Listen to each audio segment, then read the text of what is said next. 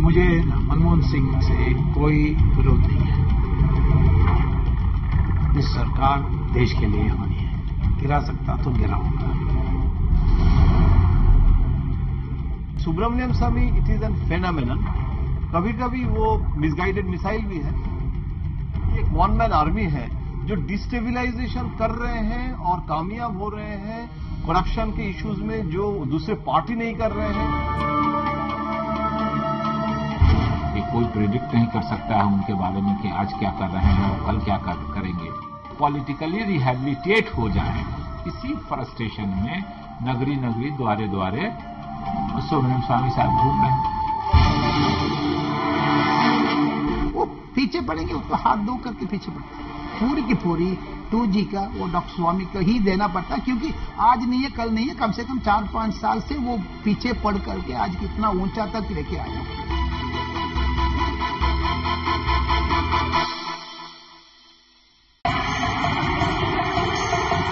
ना सुब्रमण्यम स्वामी मोठे वकील आहेत, ना कायद्याची कोणती मोठी डिग्री त्यांच्याकडे आहे, पण असं असलं तरीही 2G प्रकरणामध्ये सुप्रीम कोर्टात त्यांनी बड्या बड्या वकिलांना जेरी सांडलं। वैसे ही हूं जैसे मेरी प्रवृत्ति है कि मुझे जो जचता मैं पब्लिक को बोलता हूं और मंथन से मनवाता हूं, और मंथन से मैंने कई बातें मनवा दी हैं।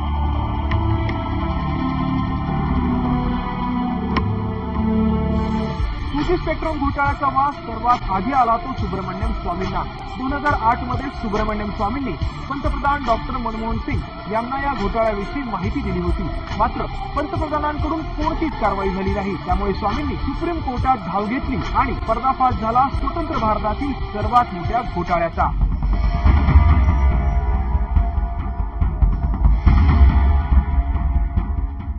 पूरी की पूरी 2G का वो डॉक्टर स्वामी को ही देना पड़ता है, क्योंकि आज नहीं है कल नहीं है, कम से कम 4-5 साल से वो पीछे पड़ करके आज कितना ऊंचा तक लेके आया। स्वामी ज्यांच्या मागे हात धुवून लागतात त्यांना पुरून उरतात आणि ज्यांचा साथ देतात त्यांना सत्तेच्या गादीपर्यंत नेऊन पोहोचवतात। 2G स्पेक्ट्रम घोटाळ्यात स्वामींच्या निशाण्यावर सर्वात पहिले होते ए राजा आणि त्यानंतर त्यांच्या निशाण्यावर होते गृहमंत्री पी चिदंबरम। सुब्रमण्यम स्वामी ने इस इशू को डीएमके से लेके कांग्रेस में ले जाना चाहते हैं और वो ये कहना चाहते हैं कि सिर्फ राजा और कानीमोजी से मामला खत्म नहीं होगा, इसको अंत तक जाना चाहिए। और वो जो प्रेशर है, कैटालिटिक रोल सुब्रमण्यम स्वामी रोल प्ले कर रहे हैं। कम से कम 10 लोगों को पीछे पड़े थे, आर वेंकटरामन साहब को पीछे, करुणानिधि को पीछे, चिदंबरम साहब को पीछे, सबको पीछे पड़ता है साहब, लेकिन उससे कामयाब तो होते हैं। मुझे ये भी डर है, अभी मनमोहन सिंह साहब को छोड़ा है, ये UPA 2 को पीछे पड़ा है। कि कोई प्रेडिक्ट नहीं कर सकता है उनके बारे में कि आज क्या कर रहे हैं और कल क्या करेंगे, तो स्वाभाविक रूप से उस तेज दिमाग का जो उल्टे डायरेक्शन में चलता है उसका घाटा देश को भी है, समाज को भी है और सुब्रमण्यम स्वामी साहब को।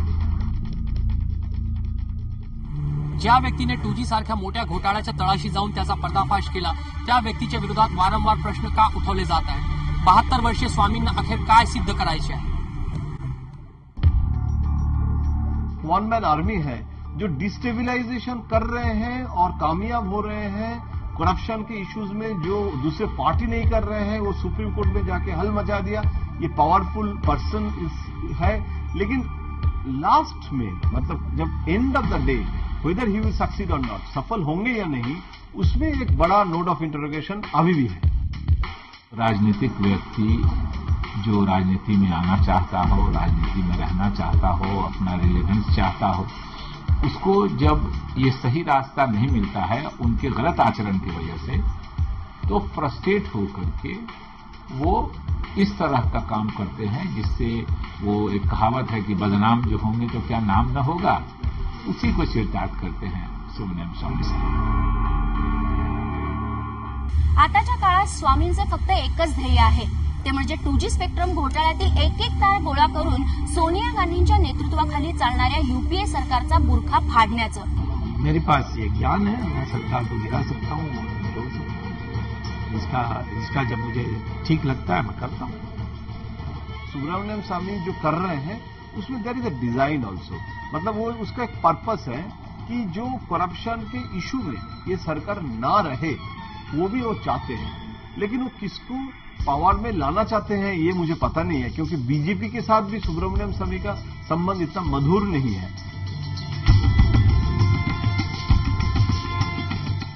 पढ़े लिखे व्यक्ति को राजनीति में जब उनके अपने नेचर की वजह से उचित स्थान नहीं मिलता है, तो मैं समझता हूं कि सुब्रमण्यम स्वामी साहब एक फ्रस्ट्रेटेड व्यक्ति और दिमाग का नाम है।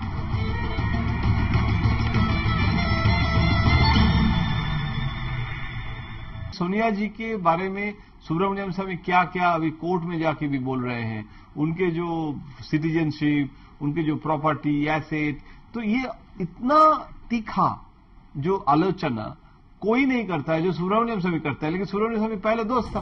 सोनिया गांधींवर स्वामींनी केलेल्या या हल्ल्यानंतर कोणी विश्वास ठेवू शकेल की सुब्रमण्यम स्वामी हे एकेकाळी सोनिया गांधींचे निकटवर्ती होते? असं म्हटलं जातं की सुब्रमण्यम स्वामी हे अस्थिर स्वभावाचे आहेत, त्यामुळे ते कधी सोनिया गांधी सोबत तर कधी आरएसएस सोबत असतात। सुब्रमण्यम स्वामी साहब बहुत जल्द कुछ बन जाना चाहते हैं और शायद इसी लालच में वो लोगों से सटते हैं, नजदीक जाते हैं, तो जब लगता है कि उनको उनकी इच्छा के अनुरूप नहीं मिल रहा है तो उसी तेजी से उससे अलग होकर के उसके खिलाफ हो जाते हैं। सुब्रमण्यम स्वामी में आप जो कह रहे हैं कि एक इनकॉन्सिस्टेंसी है लेकिन एक पावर भी है, मतलब सुब्रमण्यम स्वामी एक unique character of Indian politics ऐसे मैं देखता हूं। तो सुब्रमण्यम स्वामी में एक फोर्स है, ये मानना पड़ेगा। कभी कभी इसमें नेगेटिव एनर्जी भी ज्यादा दिखाई देता है, ये भी सही बात है। डॉक्टर स्वामी अशाच व्यक्तींविरोधात टोकदाग करत दिसतात, यांच्यासोबत एकेकाळी त्यांनी वेगवेगळ्या सरकारांविरोधात आवाज उठवला होता। 1999ची ती पार्टी कोणीच विसरू शकणार नाही, ती झाली होती सोनिया गांधी आणि तमिळनाडूच्या जगदंबा मानल्या जाणाऱ्या जयललिता यांच्यामध्ये, आणि या पार्टीचे सूत्रधार होते डॉक्टर सुब्रमण्यम स्वामी। संघ के साथ उनके जो रिश्ता है और दीनदयाल उपाध्याय जी के समय से सुब्रमण्यम स्वामी का जो रोल है, वो हम जब पुराने फोटोग्राफ देखते हैं सुब्रमण्यम स्वामी के और दिल्ली में, उस समय अजीब लगता है कि इस सुब्रमण्यम स्वामी के तो हम लोग देखे ही नहीं है। और संघ के साथ जो संबंध था वो बाद में बिगड़ गया और वो सुब्रमण्यम स्वामी संघ के खिलाफ हो गया, तो जहां से शुरू किए थे उनके खिलाफ गए। डॉक्टर सुब्रमण्यम स्वामी को वित्त मंत्री बनाने के लिए जयललिता ने पेशकश की थी, जो वाजपेयी साहब ने मना किया। इसी के लिए तो उनको दोनों वाजपेयी साहब की सरकार को भी इन्होंने खटखटारे में खड़ा किया ना उन्होंने। या टी पार्टीनंतर जयललिता यांनी अटल बिहारी वाजपेयी सरकारला दिलेलं आपलं समर्थन मागे घेतलं आणि त्यानंतर अटल बिहारी वाजपेयीची 1 वर्ष जुनी सरकार धडांकन खाली पडली। असे म्हटले जाते की सुब्रमण्यम स्वामी यांनी अटल बिहारी सोबत असलेली आपली जुनी खुन्नस बाहेर काढली। बीजेपी बनी, वाजपेयी ने जाकर आरएसएस को कहा कि स्वामी आएगा तो मैं नहीं आऊंगा। अब क्यों कहा? कोई वाजपेयी को पूछता नहीं है, अब तो पूछ भी नहीं सकते हो। वाजपेयी को किसी ने पूछा नहीं, मैं नहीं था तो मेरे ऊपर सारा दोष, मुझे कोई परवाह नहीं है, दोष डालते रहो, कोई सुनता है। अमेरिकेच्या हार्वर्ड युनिव्हर्सिटीतून पीएचडी केलेल्या सुब्रमण्यम स्वामींना अटल बिहारी वाजपेयी यांनी पर्याय म्हणून जनसंघावर आणलं होतं। सुरुवातीला अटल बिहारी वाजपेयींनी सुब्रमण्यम स्वामींना पसंतीही दर्शवली होती, त्यामुळे 1974 मध्ये जनसंघातर्फे सुब्रमण्यम स्वामींना राज्यसभेमध्येही पाठवण्यात आलं। पण पुढे 1977 मध्ये सुब्रमण्यम स्वामी अटल बिहारी वाजपेयी यांच्याच मागे लागले। उस टाइम पर जो चाइना पॉलिसी के ऊपर वाजपेयी साहब से उसको मतभेद थे, प्लस उनको एमओएस फॉरेन ऑफिस को सत्ता देने वाले थे, उसको मना किया है डॉक्टर स्वामी ने। मैं ले लूंगा सिर्फ कैबिनेट मिनिस्टर, नहीं तो एमओएस स्टेट नहीं लूंगा, मिनिस्टर ऑफ स्टेट नहीं ले लूंगा करके उस जमाने पर दोनों को बीच में झगड़ा थे। तो सुब्रमण्यम स्वामी का जो अगर रोल देखे, वो रोल उसका जो इंडियन पॉलिटिक्स में वो एक नेगेटिव रोल लिए और वो कामयाब हुई, लेकिन उसमें बहुत सारे मिसकॉन्सेप्शन, रॉन्ग परसेप्शन, इसको भी यूज किया सुब्रमण्यम स्वामी ने। वाणीने पक्क्या असणाऱ्या स्वामींनी असंभव असणारी अशी अनेक कामं स्वबळावर पूर्ण केली। जयप्रकाश नारायण यांनी केलेल्या क्रांतीनंतर ज्या जनता पार्टीला सर्वजण सोडून गेले त्या पार्टीची कमान स्वामींनी अजूनही आपल्या हाती कायम ठेवली आहे आणि त्याचं अध्यक्षपदही त्यांच्याकडेच आहे. पहले सिद्धांत में कोई स्थिरता है नहीं, पार्टी में है. मैं जनता पार्टी में सब छोड़ दी, सब मजाक करते हैं वन मैन पार्टी ये सब, तब भी मैंने जनता पार्टी नहीं छोड़ी. कौन सी बात मैंने छोड़ दी? अलायंसेस करने. अब देखिए डीएमके और कांग्रेस की अलायंस हो गई, और कब हुई?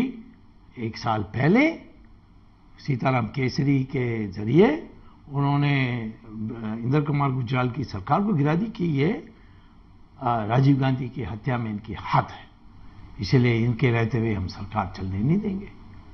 और दो साल के अंदर और डीएमके के साथ अलायंस, उसके बारे कोई बोलता नहीं है. बीजेपी जयललिता के साथ थी, फिर करुणानिधि के पास गई, फिर वापस जयललिता के साथ आई. इसलिए तो वो आरएसएस को अट्रैक्ट करके आरएसएस में कम से कम 5वां नंबर 60वां नंबर पर ये थे साहब ने आरएसएस हायरार्की में उस पुराने जमाने पर. ये सपोज आरएसएस में रह गए होते साहब बीजेपी में, अभी अद्वानी साहब को नेक्स्ट डॉक्टर सुब्रमण्यम स्वामी माना जाते थे उस जमाने पर. 1975 मध्ये जेव्हा आणीबाणी लागू करण्यात आली तेव्हा सुब्रमण्यम स्वामींनी पूर्ण ताकदीने त्याचा विरोध केला. तत्कालीन शासनाने सुब्रमण्यम स्वामींना अटक करण्याचा निर्णय सुद्धा घेतला, मात्र तसं करणं कोणालाही शक्य झालं नाही. गुप्तचर विभागाला चकवा देत सुब्रमण्यम स्वामी आणीबाणीच्या काळात थेट संसदेतही हजर राहिले, मात्र त्यांना बाहेर येताना अटक करण्याचा डाव शासनाने जरी रचला असला तरी सुब्रमण्यम स्वामी हे कोणत्या रस्त्याने संसदेच्या बाहेर पडले हे आजपर्यंत कोणीही सांगू शकले नाही. इमरजेंसी की घोषणा हुई थी तो मेरे नाम पर वारंट था, तो मैं भूमिगत हो गया था, और कई महीनों के लिए मैं सरदार बन के घूमता था, कोई मुझे पहचानता नहीं था. इमरजेंसी टाइम पर सरदार का पगड़ी बांध करके लोकसभा में अपीयर होने के बाद पिछले पतली गली से निकल गया साहब ने. उनको प्रशंस मार्क करना चाह रहे थे. इंदिरा गांधी लोकसभा में थी उस टाइम पर, मैं प्रेस गैलरी से देख रहे थे साहब बाहर जाने टाइम पर. वो उतना तेज दिमाग तो जरूर है. तशी वादामध्ये राहायची सुब्रमण्यम स्वामींना जुनीच सवय. नुकताच त्यांनी एका वर्तमानपत्रामध्ये लेख लिहिला होता एका संप्रदायाविषयी, आणि त्यात त्यांनी या समाजाच्या भावना भडकतील अशी विधानं केली होती. या प्रकरणी सुब्रमण्यम स्वामींविरोधात गुन्हा सुद्धा दाखल झाला. कोई राजनीतिक पहचान बनाने के लिए वो कभी कॉमनल बन जाते हैं, कभी सेक्युलर बन जाते हैं, कभी जिनके साथ आज उनकी दोस्ती है उनको गाली देने लगते हैं, कभी जिससे आज दुश्मनी है उसकी तारीफ करने लगते हैं. तो वो फ्रस्ट्रेटेड हैं. वो एक प्राइवेट रेवोल्यूशनरी हुआ है, जो प्राइवेट रेवोल्यूशनरी जो हमारे सिस्टम को बदलने के लिए और बहुत सारे इश्यूज लेकिन उसमें कभी कभी उनके पर्सनल एजेंडा वो भी रहता है, और वो पर्सनल एजेंडा लेके वो चलता है और उसमें डिस्टेबिलायझेशन आ जाता है. 1981 मध्ये सुब्रमण्यम स्वामींनी स्वतःच्या हिमतीवर चीनचे शासनाध्यक्ष डँग जियाबाओ यांची भेट घेतली. परमास चायनीज भाषेत बोलत वर्षानुवर्षापासून बंद पडलेली कैलास मानसरोवर यात्रा पुन्हा एकदा सुरू करण्याचा त्यांना आग्रह केला. चीनच्या शासनप्रमुखांनी देखील ही मागणी मान्य करत त्याच दिवसापासून ही यात्रा सुरू करण्याचे आदेश दिले. मग त्यानंतर सुरू झालेल्या यात्रेमध्ये पहिला यात्रेकरू होण्याचा मान स्वामींनी मिळवला. अप्रैल 1981 में मैं गया था, और मुझे तंग शाओपिंग जो उनके सबसे उच्च नेता हैं, जो किसी को ज्यादातर मिलते नहीं है, और मैं सिर्फ अपोजिशन का एक एमपी था, तब मैंने बातों में उन्होंने कहा कि तुम अपने के लिए कुछ नहीं पूछा. तंग शाओपिंग ने कहा. तो मैंने कहा कि मेरा एक है, मैं बहुत पहले से कहते आया हूं, आपसे तो नहीं कहा बल्कि अन्य नेताओं से कहा है कि आपने कैलाश मानसरोवर को रास्ता को बंद करके रखा है, इसको आप खोल दीजिए. तो उन्होंने कहा कि इसमें तुम खुद जाओगे? मैंने कहा खुद जाऊंगा. अच्छा, एक शर्त पर मैं खोलूंगा कि तुम पहले जाओगे और मैं भारत सरकार को भी बता दूंगा. तो पहला जो गए थे अगस्त एंड में गए थे, बड़ी ठंड थी उस समय. पहला जो गए एक बैच गई थी 1981 में, वो मैंने नेतृत्व की थी. मेरे साथ 19 और लोग थे और कैलाश मानसरोवर के दरवाजा खुलवाए. स्वामी कुणासोबत केव्हापासून किती काळ मित्र आहेत, कुणासोबत केव्हापासून किती काळ शत्रू हे त्यांनाही माहीत नाही.